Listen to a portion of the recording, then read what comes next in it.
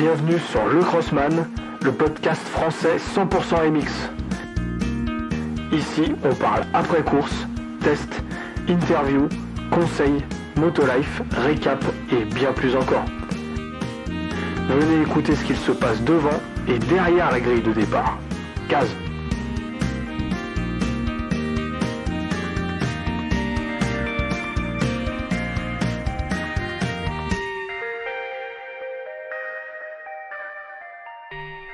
Et salut à tous, bienvenue sur le Crossman, le podcast français 100% MX. Ça y est, nouvelle semaine, nouvel épisode. On continue les épisodes après course avec le récap et l'analyse du SX Darlington à Dallas qui avait lieu ce week-end. Encore un épisode solo cette semaine. Avant de rattaquer avec des invités et surtout d'autres types d'épisodes, je vous expliquerai à la fin du podcast ce qu'il en est. En attendant, si vous aimez ce podcast, n'hésitez pas à vous abonner, à partager, à liker et surtout à en parler autour de vous. Le podcast a été créé au mois de septembre. On a récolté plusieurs milliers d'écoutes depuis le début. Un grand merci à tous et du coup, parlez-en autour de vous, c'est très important. On ne sait pas où ça va nous mener. Je rappelle que ce podcast est sponsorisé par la marque de gants Blasphème. Blasphème, la marque française créée par des crossmen pour des crossmen qui propose des gants de motocross premium dont la particularité est de pouvoir personnaliser ces gants sur vos phalanges. Haute qualité de finition, confort, performance et durabilité. Voilà ce que propose Blasphème dans des gants haut de gamme où la personnalisation est le maître mot. Pour en savoir plus, allez sur le site blasphème.co et sur les réseaux sociaux à Blasphème Racing. Je rappelle également que ce podcast est sponsorisé par le site omoto.com, le site d'accessoires de pièces et d'équipements MX, Enduro et Route qui propose un large choix de produits au meilleur prix toute l'année. Vous équiper, améliorer, entretenir et restaurer votre moto n'a jamais été aussi simple. Pour en savoir plus, allez sur le site omoto.com et sur les réseaux sociaux à o-moto. Ça y est, les présentations sont faites, on est chaud, on va pouvoir attaquer cette analyse du SX Darlington. Déjà, excusez-moi si je parais fatigué. Je viens de m'entraîner toute la journée. J'enregistre cet épisode en direct d'une chambre Airbnb à Trofarello. C'est la reprise des entraînements, voilà, pour pas passer trop pour un naze pendant les premières courses. Parce que c'est vrai qu'à cause de mon métier, j'ai pas beaucoup l'occasion de m'entraîner. Je suis assez loin des terrains. Donc quand je m'entraîne, voilà, efficacement. Là, je suis là pour 2 jours d'entraînement intensif et de réglage de la moto avec mes nouvelles suspensions. Donc voilà, je suis un peu cuit. Je vais essayer de tenir le coup. Et si jamais je m'endors, l'épisode durera 5 heures. Alors on va pouvoir attaquer. Donc déjà, ce que j'ai envie de faire, vu que c'est un épisode Triple Crown, je vais faire que les moments forts, hein. Ça sert à rien d'analyser toutes les courses, sinon on en aurait pour des heures. Je pense que le format Triple Crown est assez unique, il y en a 3 dans la saison. Moi personnellement, c'est pas mon format préféré, hein, comme on avait vu avec le podcast avec mon père. Voilà, nous on préfère les SX plus traditionnels. Il y en a 3, ça change. Il y a 3 départs, donc 3 fois plus de risques de chute au départ, de l'action. Voilà, pour les spectateurs, c'est pas mal, mais pour les racers traditionnels et à mon avis pour les pilotes, c'est pas trop ça. Donc c'était la 3e épreuve de la côte Est, donc avec le grand frère Lawrence Hunter, avec Hayden Deegan, Max Sensti, Jordan Smith et Nate Thrasher et toute la clique. Michael Mosiman, 3e épreuve de la côte Est, comme je l'ai dit, dans le stade AT&T de Dallas. Donc grand stade, mais par contre terrain assez court. Pendant les chronos, il faisait des temps autour des 46 secondes pour les meilleurs. Voilà, ça tournait entre 46 et 48. Donc comparé aux 1 minute 5 de la semaine dernière, c'est quand même pas des masses. Donc voilà, terrain court, la terre était très bonne. Une grande ligne droite de départ, mais après un terrain qui était quand même plutôt étroit. Donc le départ était crucial sur les manches. Les remontées infernales ont été possibles pour les pilotes. Mais voilà, terrain un peu plus étroit que la semaine dernière, c'était un peu plus galère de doubler. Et on a vu que ça s'est soldé par pas mal d'actions sur le terrain. Les nouvelles aussi de la semaine, c'est que Tomac, la semaine dernière, a égalé le nombre de victoires de Ricky Carmichael en SX avec 48 victoires. Il est maintenant troisième sur la liste, des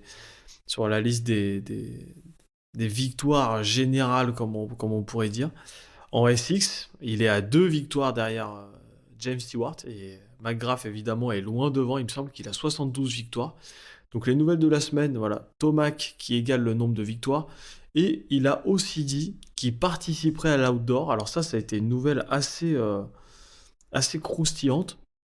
Parce que je ne sais pas si vous vous en souvenez, on avait dit dans les premiers podcasts de la fin de l'outdoor US que c'est vrai que Tomac, il avait dit qu'il ferait uniquement la saison de Supercross et qu'après il prendrait sa retraite. Et plus la saison passait, moins il était sûr de vouloir prendre sa retraite, tellement ça se passe bien, tellement il prend du plaisir sur cette moto, avec cette équipe de Star Racing.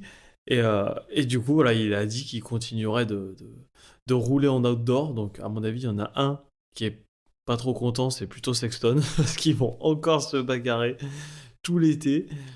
Voilà. En tout cas, je pense que pour le spectacle, ça va être bien d'avoir Tomac en outdoor cet été. Encore de belles bagarres, et puis on verra s'il va pouvoir aller encore gagner ce championnat outdoor. Mais en attendant, il reste la fin du SX. Évidemment, faut pas se blesser. Évidemment, faut mettre du gaz. On va voir ce que ça donne. Allez, on attaque l'analyse de ce SX d'Arlington en, voilà, comme je l'ai dit, en citant les moments forts, en analysant comme ça. Alors moi déjà, il y a un premier moment, on va faire course par course. Dans la première course de ennemi, déjà bon départ de Lawrence.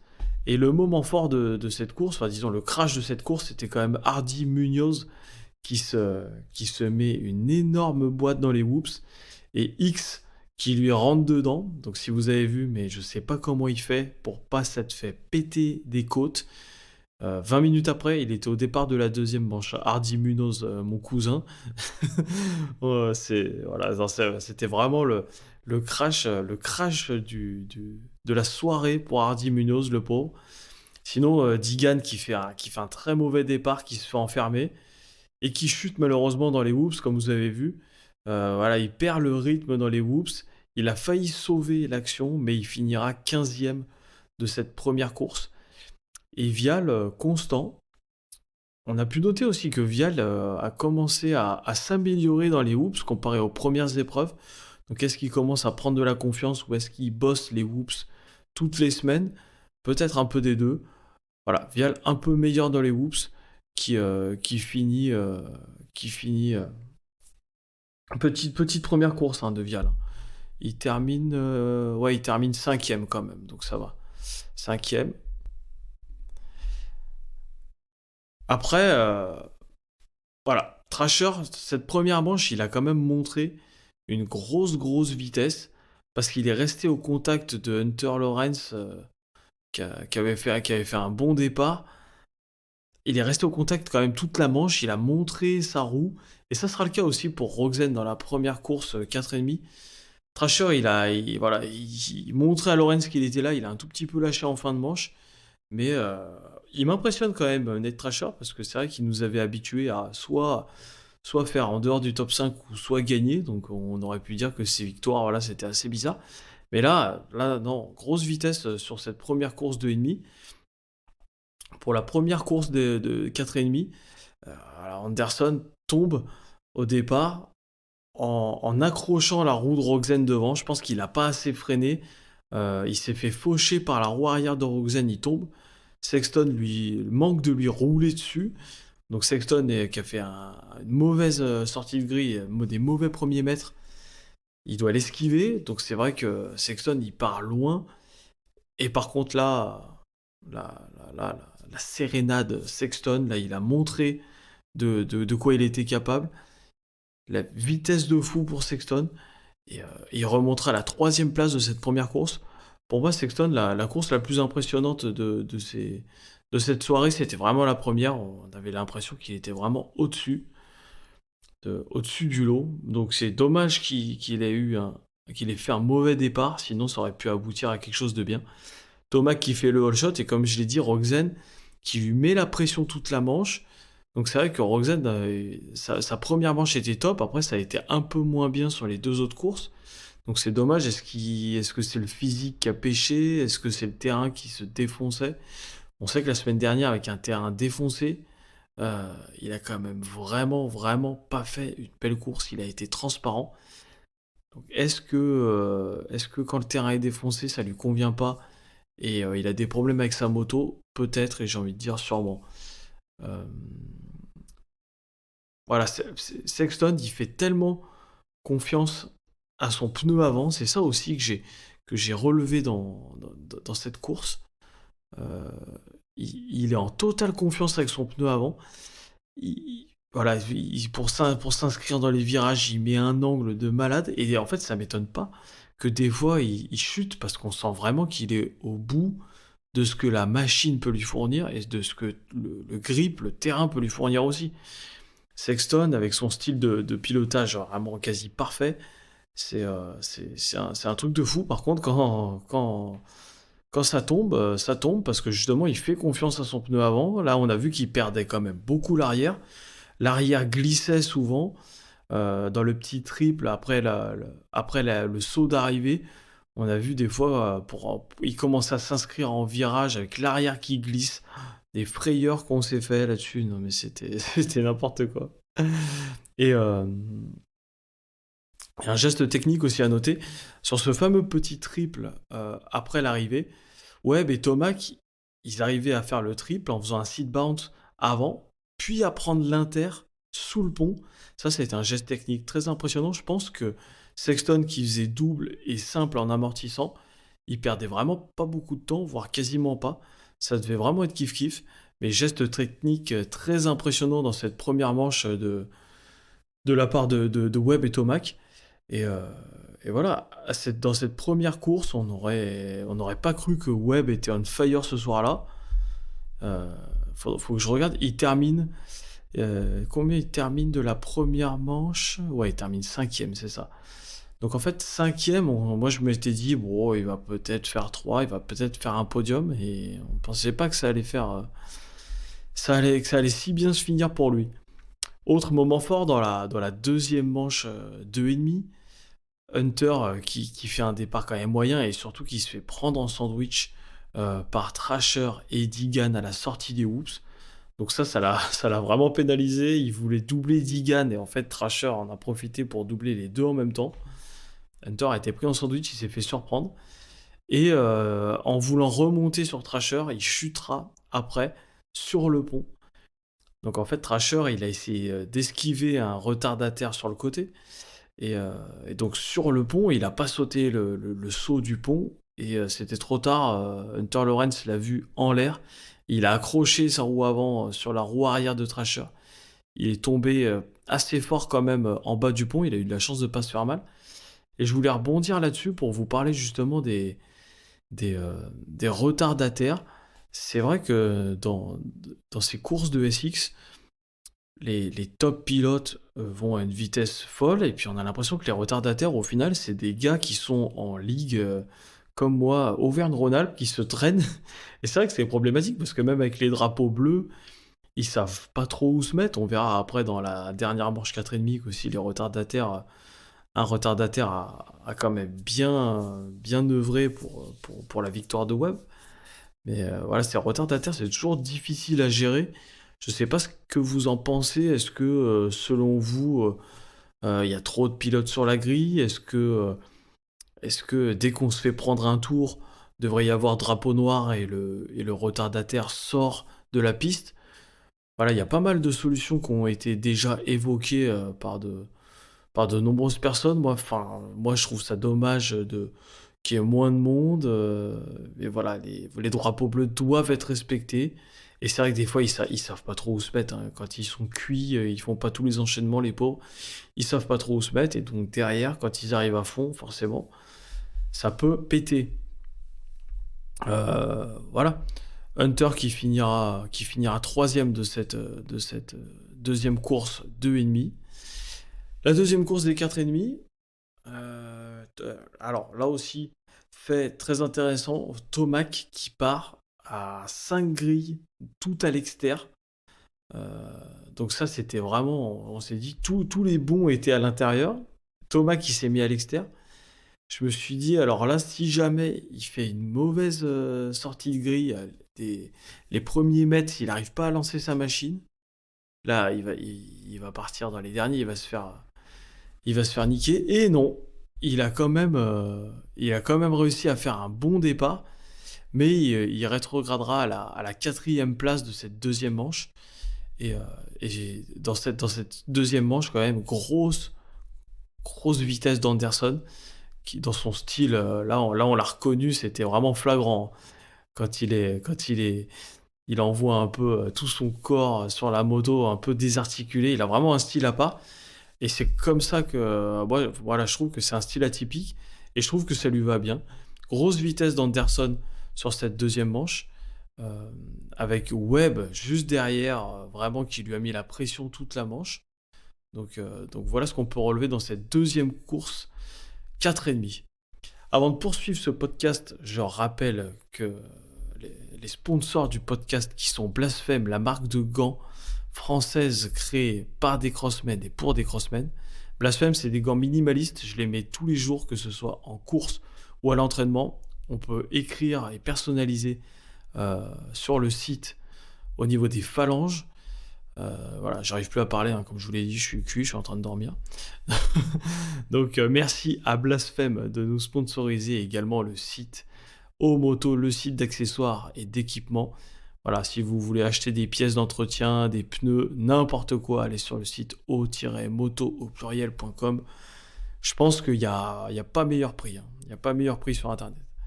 Allez, on va finir sur la 250 Race Free avec Hunter Lawrence qui chute au départ. Ça c'est vraiment dommage. Il s'accroche dans la roue de Jordan Smith. Il savait que les départs étaient cruciaux sur ces Triple Crown, avec des manches courtes. Ils font 10 minutes plus un tour, les 2,5, et 12 minutes et 4,5. Et donc Max Hensty, malheureusement, il ne peut pas l'éviter. Il freine fort de l'avant. Et en fait, les deux motos finissent sur Hunter.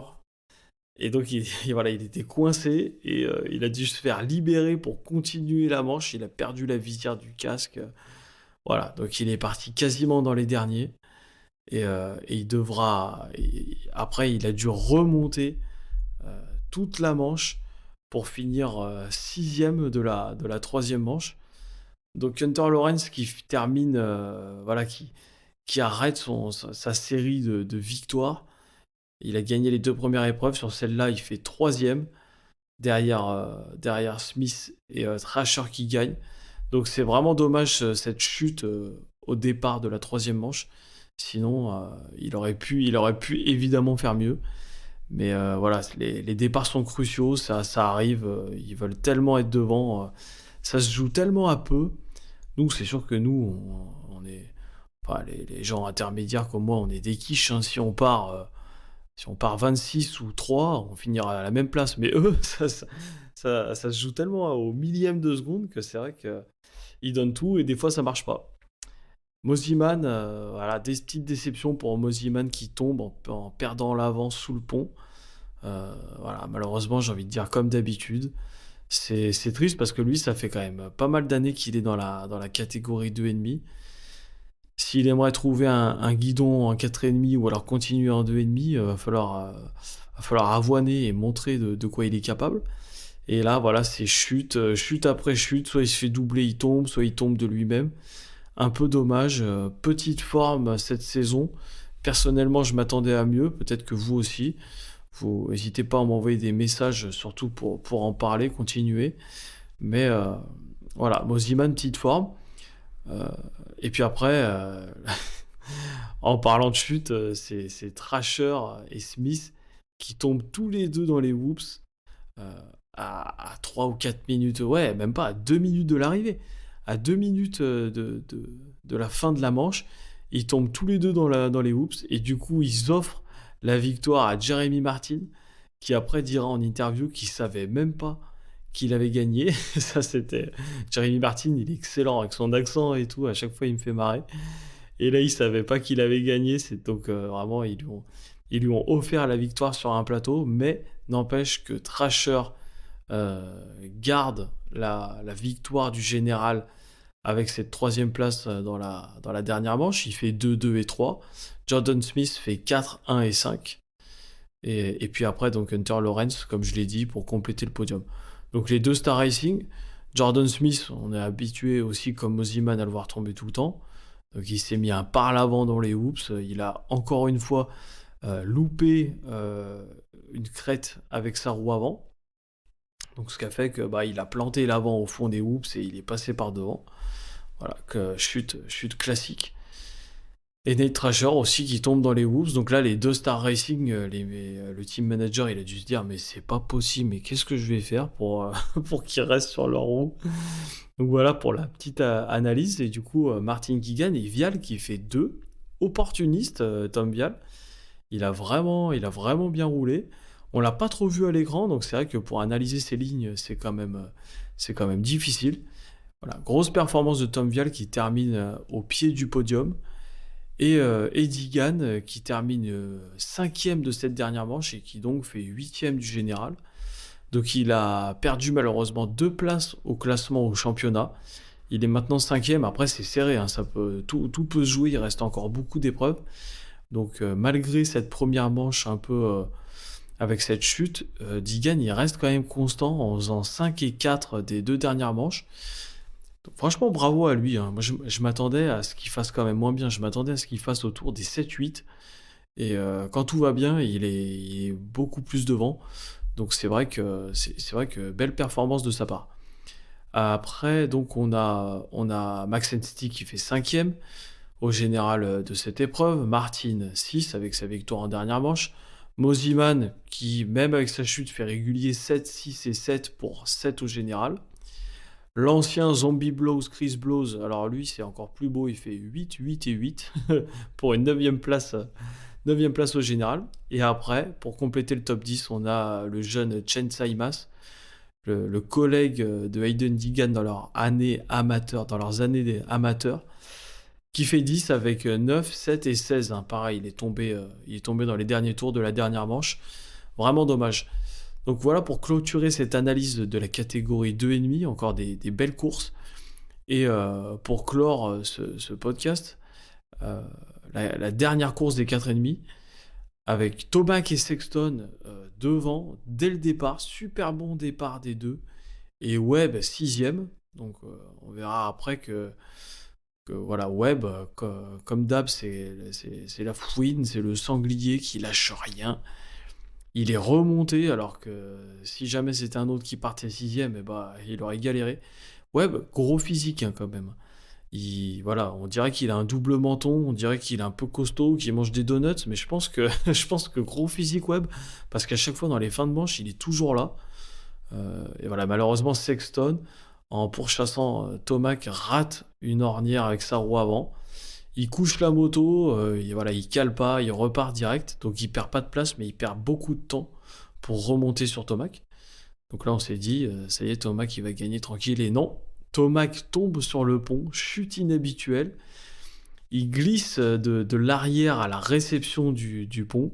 Il tombe en bas du pont et pareil, il va mettre lui encore plus de temps à remonter sur la machine. Et il terminera 6e de cette dernière manche. Donc c'est vrai que petite baisse de régime. Après avoir fait 1-4, 6e de la dernière manche. Ça lui a coûté la victoire au général. Il termine 3e du général derrière Sexton et avec la victoire de Cooper Webb. Voilà, et donc Webb, comme je viens de le dire, comme je me suis auto-spoilé sur le coup, hein, je vais aller me coucher. Webb, il est remonté, donc il a profité évidemment des chutes et de la perte de temps des deux de devant. Il a remonté et tout le long, et c'est vrai qu'à la fin de la manche, il était donc dans la roue de Sexton.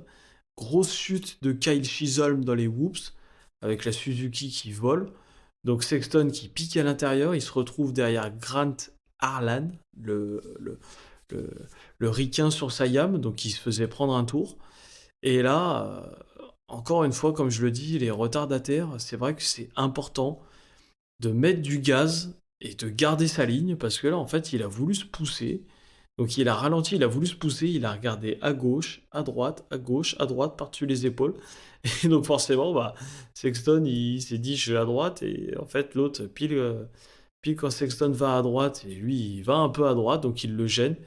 Webb, évidemment, il a vu ça de plus loin, donc il a repiqué encore plus à l'intérieur pour doubler Sexton. Et vu que les deux avaient quasiment la même vitesse, et ça s'est terminé roue dans roue au final. Et donc Webb prend la victoire au général, et Sexton 2. Donc il gagne des points sur Tomac. Il me semble que Webb est à 2 points derrière Tomac, et Sexton est à 5 points derrière Tomac. Donc après autant d'épreuves, que le championnat soit aussi serré, c'est vraiment top. On voit vraiment que les trois pilotes, Tomac, Sexton et Webb, commencent à se démarquer du reste du plateau. Je dirais qu'Anderson est voilà, le meilleur des autres pilotes avec sa quatrième place au général. Et derrière, après, il y a Rogzen et toute la clique qui suivent. Euh, mais voilà, est-ce que il y a un autre pilote qui va pouvoir gagner une finale de SX? Moi, j'y crois pas trop. Là, c'est vrai qu'il y a 3 vainqueurs différents. Allez, je mettrais peut-être Anderson, et c'est tout. Ça nous ferait 4 vainqueurs d'épreuve. Je pense pas qu'il y en aura plus. À un mois, évidemment, d'une course exceptionnelle où tout le monde tombe, voilà, des chutes collectives. Sinon, en vitesse pure et en technique, je pense que ça va se jouer entre les trois là. Mais alors, qui des trois va gagner? C'est vrai que entre Sexton, la vitesse pure, mais qui se met des tartes, Tomac, voilà, le bûcheron qui est toujours là, et Webb, le sanglier de la fin de manche, qui alors lui tombe quasiment jamais. Ça va être vraiment intéressant à voir cette fin de championnat. On ne manquera pas de suivre tout ça et d'analyser tout ça. Donc pour finir, c'est vrai que sur les retardataires, petit coup de gueule quand même, parce que ça m'est déjà arrivé. Bon, je mets des tours rarement à des gens, mais c'est vrai que des fois, ils veulent tellement pas gêner que, en voulant ne pas gêner, ils gênent en fait. Si jamais on avait une moto qui faisait pas de bruit et qui savait pas qu'on était là, pardon, euh, et ben en fait ça se passerait tout seul. Mais vu qu'il regarde derrière, moi ça m'est déjà arrivé qu'un retardataire, il coupe carrément sa vitesse dans un virage, et du coup je lui tape la roue arrière et qu'il me fasse tomber. Alors que si jamais il continuait sa course, bah oui, j'ai vu qu'il est un peu moins rapide, je passe à gauche ou à droite. Et là en fait il s'est stoppé dans un virage. Je me suis dit mais qu'est-ce qu'il fait? Enfin voilà, du coup là Grant Harlan, pareil, gauche droite. S'il avait continué à mettre du gaz à l'extérieur, genre ouvrir en grand pour aller à l'extérieur du virage et laisser passer les deux à l'intérieur, ça se serait mieux passé. Sinon, on a Anderson qui fait 4 du général avec 8, 1 et 3.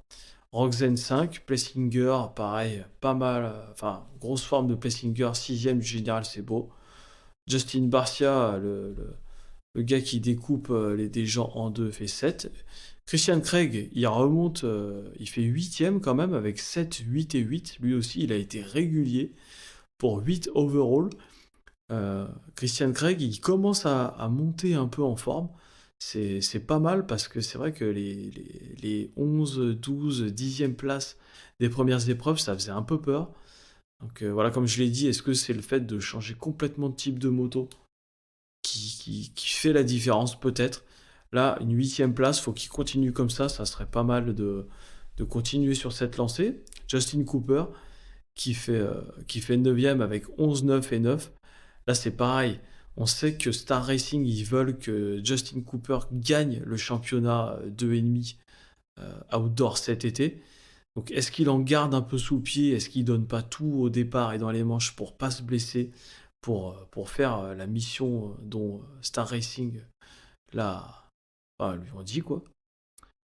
Peut-être, moi, je pense qu'il ferait un peu mieux si jamais il se disait je vais rester sur une 4,5. Après, moi perso, je pense que voilà, faire des bonnes places en 4,5, ça peut lui ouvrir aussi des portes plutôt que de gagner le championnat 2,5 outdoor. On sait qu'il est rapide, on sait qu'il a gagné des courses. Donc c'est vrai que voilà, enfin, Ça, c'est lui qui voit. Il devait courir quelques épreuves, donc là, il va en courir encore une ou deux, je pense, et après, ça sera fini. Et pour compléter le top 10, on a Justin Hill, pareil, lui régulier 10, 11 et 10 pour 10.